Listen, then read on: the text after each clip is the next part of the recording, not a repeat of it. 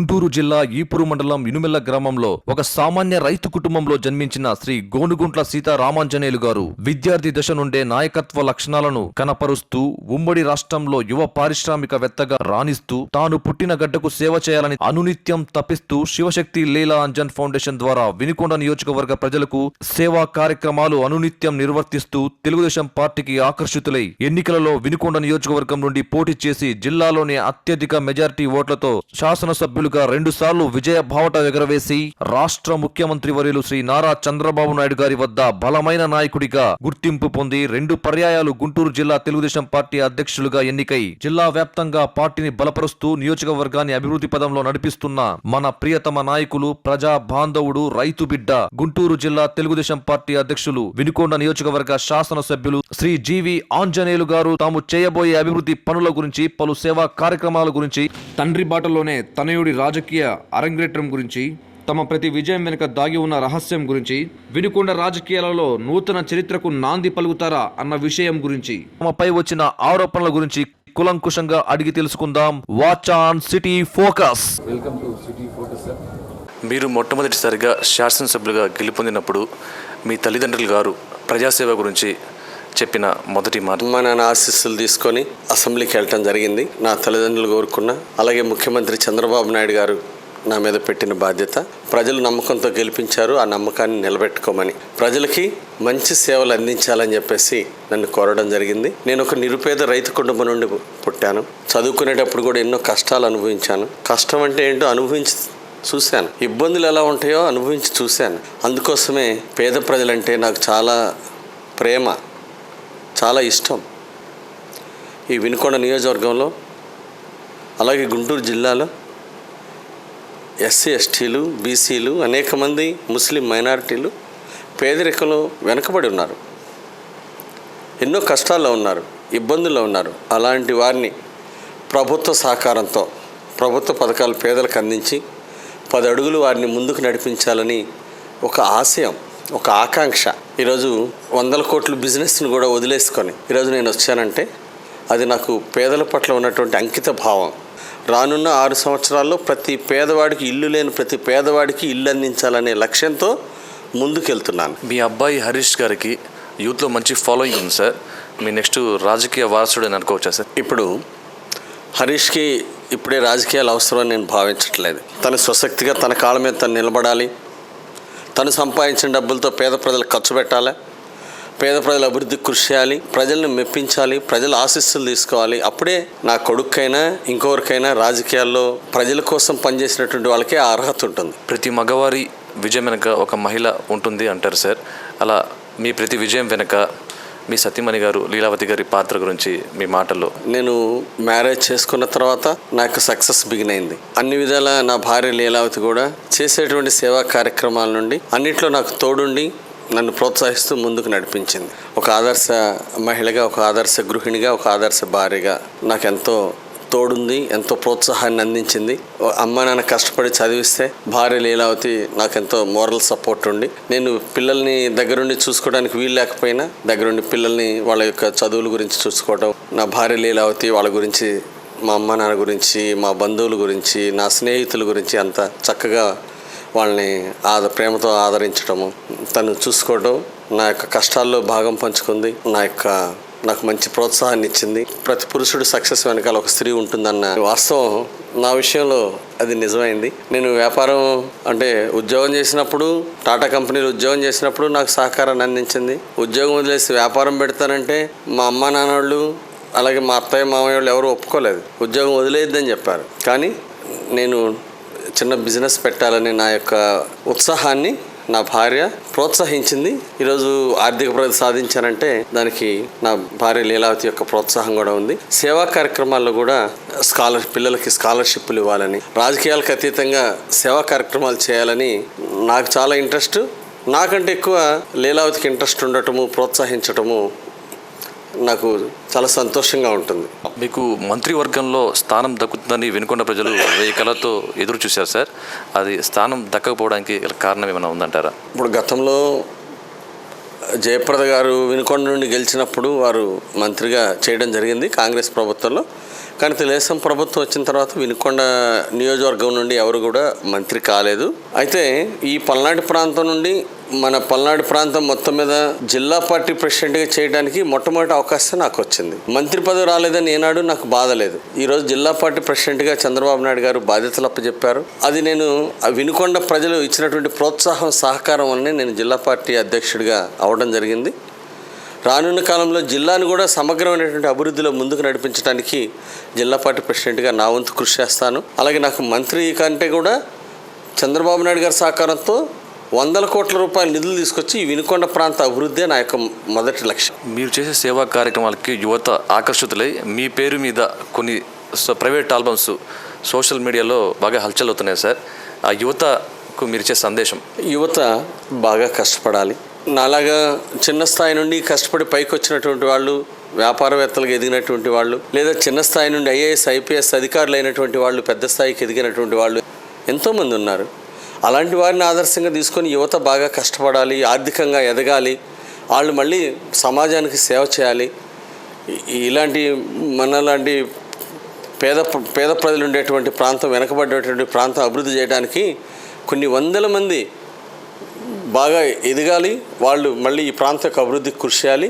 అప్పుడే మనం అభివృద్ధి సాధించగలుగుతాం. మీరు జిల్లా అధ్యక్షుడు అయినట్టు నుండి ఇలా వినుకొండ నియోజకవర్గ ప్రజలకు దూరం అవుతున్నారన్న వాదనను మీరు ఏకీభవిస్తారా సార్?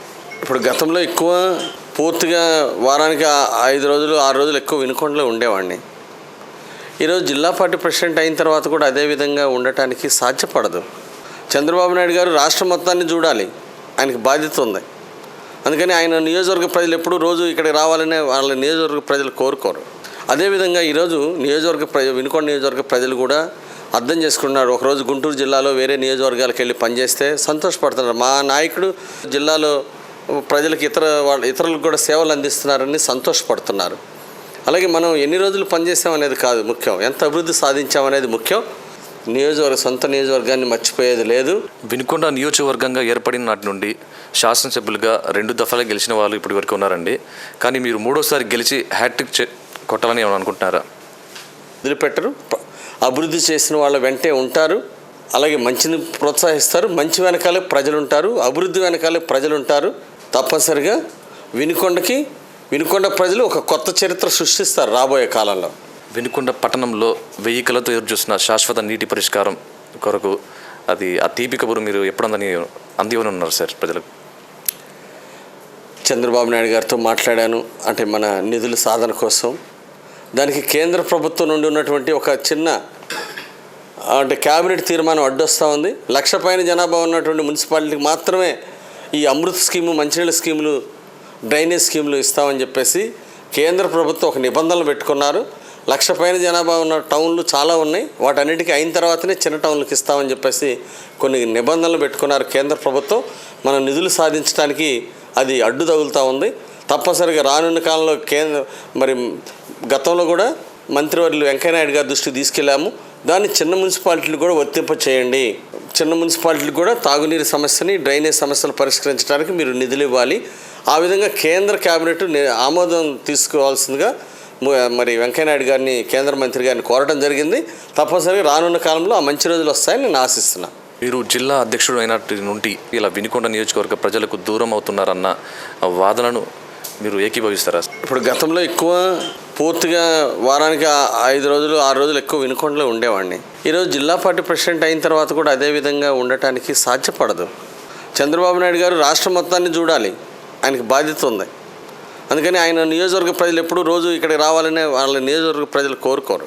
అదేవిధంగా ఈరోజు వినుకొండ నియోజకవర్గ ప్రజలు కూడా అర్థం చేసుకున్నారు. ఒకరోజు గుంటూరు జిల్లాలో వేరే నియోజకవర్గాలకు వెళ్ళి పనిచేస్తే సంతోషపడుతున్నారు. మా నాయకుడు జిల్లాలో ప్రజలకు ఇతరులకు కూడా సేవలు అందిస్తున్నారని సంతోషపడుతున్నారు. అలాగే మనం ఎన్ని రోజులు పనిచేసామనేది కాదు ముఖ్యం, ఎంత అభివృద్ధి సాధించామనేది ముఖ్యం. సొంత నియోజకవర్గాన్ని మర్చిపోయేది లేదు. ఈ మధ్యకాలంలో కొన్ని రూమర్లు చక్కర్లు కొడుతున్నాయి సార్. మీరు ఏదో గుంటూరు నుంచి పోటీ చేస్తున్నారని, మేడం గారు ఇక్కడ వినుకొండ నియోజకవర్గం నుంచి పోటీ చేస్తారన్న మాటకు సమాధానం సార్? లీలావతికి రాజకీయాల్లో రావడం, తను ప్రత్యక్షంగా రాజకీయాల్లో ఉండటం లీలావతికి ఇష్టం లేదు. తనకి సేవా కార్యక్రమాలు చేయటం, పార్టీలకు అతీతంగా సేవా కార్యక్రమాలు చేయటమే లీలావతి, నా భార్య లీలావతికి ఆసక్తి. కాబట్టి తనని ప్రత్యక్షంగా రాజకీయాల్లో రమ్మని నేను ఇబ్బంది పెట్టదలుచుకోలేదు. తన వ్యక్తిగత ఇంట్రెస్ట్ని, పార్టీలకు అతీతంగా సేవ చేయాలనే తన ఇంట్రెస్ట్ని నేను ప్రోత్సహించాలనుకుంటున్నాను. అంటే సొంత గడ్డ వదిలిపెట్టి ఇంకో చాటుకి వెళ్ళి అక్కడ పోటీ చేయాలని అంటే విఘ్నుడైనటువంటి ఏ నాయకుడు అనుకోరు. ఈ వినుకొండ అభివృద్ధి నా యొక్క లక్ష్యం. భవిష్యత్తులో కూడా నేను వినుకొండ నుండే, చంద్రబాబు నాయుడు గారి యొక్క ఆశీస్సులతోటి భవిష్యత్తులో ఎప్పుడు కూడా వినుకొండ నుండే నేను ప్రాతినిధ్యం వహిస్తాను, వినుకొండ నుండే నేను బాధ్యత తీసుకుంటాను. అభివృద్ధి కుంటుపడిందని ప్రతిపక్షాలు చెప్తున్న వాదనకు మీ సమాధానం సార్? చేసినటువంటి అభివృద్ధే సమాధానం. ఇప్పటివరకు 650 కోట్ల రూపాయల నిధులు మన నియోజకవర్గానికి అందని. గతంలో ఏ ముఖ్యమంత్రి గారు ఇన్ని నిధులు ఇవ్వలేదు. గతంలో ఏ ఎమ్మెల్యే కూడా ఇంత పెద్ద ఎత్తున నిధులు తీసుకురాలేదు. అనేక ఎస్సీ ఎస్టీల తండాలకి తార్ రోడ్లు వేసాం, అనేక ఎస్సీ కాలనీలో సిమెంట్ రోడ్లు వేసాం. ఇవన్నీ కూడా ప్రగతికి నిదర్శనం. గతంలో ఎస్సీ ఎస్టీ సప్లాన్లో ఇన్ని నిధులు ఈ నియోజకవర్గానికి చేసినటువంటి వాళ్ళు ఎవరు లేరు. హిస్టరీలో ఏ ఎమ్మెల్యే కూడా ఇన్ని నిధులు తీసుకురాలేదు. అలాగే రానున్న 2 సంవత్సరాల్లో కూడా పెద్ద ఎత్తున నిధులు తీసుకొస్తాను. నిధులు తీసుకురావడంలో, అభివృద్ధి చేయడంలో కొత్త చరిత్ర సృష్టిస్తాను. ప్రజల ఆశీస్సులు తీసుకుంటాను. ప్రతిపక్ష నాయకుడు బొల్ల బ్రహ్మనాయుడు గారు జగన్ని విమర్శించే స్థాయి కానీ అర్హత కానీ మన జీవి గారికి లేదు అని అన్నారు సార్. దానికి మీ సమాధానం సార్?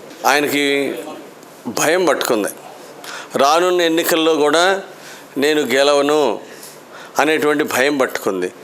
అందువలన ఆయన భయంతో ప్రతిపక్షం మీద, తెలుగుదేశం పార్టీ మీద, ఎమ్మెల్యే మీద అంటే దురుద్దేశపూర్వక విమర్శలు చేయడం, ఈ అసత్య ప్రచారాలకి ప్రజలే రేపు రానున్న కాలంలో ఖచ్చితంగా బుద్ధి చెప్తారు. నేను ప్రజలకి పనులు చేయటం, ప్రజలకు సేవ చేయటం, అభివృద్ధిని అందించడమే లక్ష్యంగా ముందుకెళ్తాను. ఇలాంటి చౌకబారు విమర్శలకి ఎప్పుడు కూడా ప్రజలు హర్షించరు. ప్రజలు ఎప్పుడు వాస్తవాలనే నమ్ముతారు. ఈరోజు శివశక్తి ఆంజనేయులు అంటే, వినుకొండ ఎమ్మెల్యే అంటే రాష్ట్రంలోనే నిజాయితీ పరుల్లో ఉండేటువంటి ఎమ్మెల్యేల్లో ఒకరుగా ఈరోజు రాష్ట్రంలో నేను గుర్తింపు తెచ్చుకోవడం జరిగింది. అది వినుకొండ ప్రజలు నాకు ఇచ్చినటువంటి, వాళ్ళు చూపినటువంటి అభిమానం. తప్పనిసరిగా ప్రజల కోసమే పనిచేస్తాను. అంటే జగను అంటే పేదల సొమ్ము వేల కోట్లు దోచుకున్న మాట వాస్తవం. నేను ఎప్పుడు కూడా జగన్ను విమర్శించినా వాస్తవాలే మాట్లాడాను తప్ప ఎప్పుడు కూడా అసత్యాలు మాట్లాడలేదు. ఫౌండేషన్ ద్వారా పేద ప్రజలకు చేయూతనిచ్చి వారి జీవితాలలో ఎదుగుదలలో చెరగని ముద్ర వేసుకున్న మీరు వారికిచ్చే సలహా? అన్న ఎన్టీ రామారావు గారు చెప్పారు, సమాజమే దేవాలయం, ప్రజలే దేవుళ్ళని. అలాగే చంద్రబాబు నాయుడు గారు పిలుపిచ్చారు. అంటే పారిశ్రామికవేత్తలు డబ్బులు సంపాదించుకోవడం ముఖ్యం కాదు, జన్మభూమి రుణం తీర్చుకోవడం, జన్మభూమి స్ఫూర్తితో పనిచేసి పేద ప్రజలకు సేవ చేయడం అనేది బాధ్యత స్వీకరించాలి అని ముఖ్యమంత్రి చంద్రబాబు నాయుడు గారు ఆ రోజుల్లో పిలుపు ఇవ్వడం జరిగింది 2002 సంవత్సరంలో. అప్పుడు నేను చంద్రబాబు నాయుడు గారు ఇచ్చిన పిలుపుకి కదిలి, అంటే ఒక పారిశ్రామికవేత్త నుండి ప్రజలకు ప్రత్యక్షంగా సేవ చేయాలి, రాజకీయాల ద్వారా కూడా సేవ చేయాలని చెప్పేసి లక్ష్యాన్ని ఎంచుకోవడం జరిగింది. వినుకొండ నియోజకవర్గంలో ప్రజలకి జూలై 14 కూడా మీ జన్మదినాన్ని కూడా ఒక పండగ వాతావరణంలో జరుపుకుంటూ ఉంటారు సార్. దీన్ని మీరు ఏ విధంగా ఫీల్ అవుతారు? అంటే నా పుట్టినరోజుని అంటే ప్రజలకి ఇంకా నేను ఎక్కువ సేవలు అందించాలని, అట్లాగే పేద ప్రజల కోసం పునరంకితం అవుతాను. పేదలకు ఇంకా ఎక్కువ సేవ చేయాలని, వినుకొండకి మరింత అభివృద్ధి అందించాలని ఒక ఆశయంతో నేను ముందుకెళ్తాను. సామాజికంగా, రాజకీయంగా వార్తలు సేకరించి సిటీ న్యూస్ అనే ఛానల్లో ప్రసారించే మా సిటీ న్యూస్ గురించి మీ అభిప్రాయం సార్? సిటీ న్యూస్ ఎప్పటికప్పుడు చాలా చక్కటి వార్తలను అందిస్తున్నారు. అలాగే అనేక అభివృద్ధి కార్యక్రమాలు జరుగుతున్నటువంటి అభివృద్ధి కార్యక్రమాలు ప్రజలకు తెలియజేస్తూ ఉన్నారు. అనేక సమాచారాన్ని ఎప్పటికప్పుడు సిటీ న్యూస్ ద్వారా ప్రజలకు అందిస్తున్నారు. సిటీ న్యూస్కి రోజు రోజుకి ప్రేక్షకుల్లో ఆదరణ పెరుగుతూ ఉంది. సిటీ న్యూస్ వారికి హృదయపూర్వక అభినందనలు తెలియజేస్తున్నాను. భవిష్యత్తులో ఇంకా ఎంతో పేరు ప్రతిష్టలు తెచ్చుకోవాలని, ఇంకెంతో పెద్ద పాపులారిటీ వస్తుందని ఆశాభావాన్ని వ్యక్తం చేస్తున్నాను. మీ విలువైన సమయాన్ని మాకు కేటాయించి కులంకుశంగా సమాధానాలు చెప్పేందుకు కృతజ్ఞతలు సార్.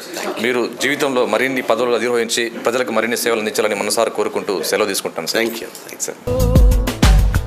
అభివృద్ధి ఆకాంక్షితుడు, అభిమానుల ఆరాధితుడు, అభాగ్యులకు ఆధారం వీడు అన్న అంటే పలికేవాడు.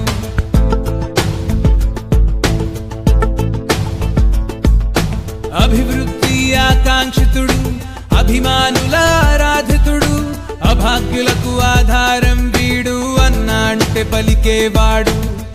అడుగడుగున అందరి మన్నన పొందిన అధినాయకుడు, అడుగడుగున అందరి మన్నన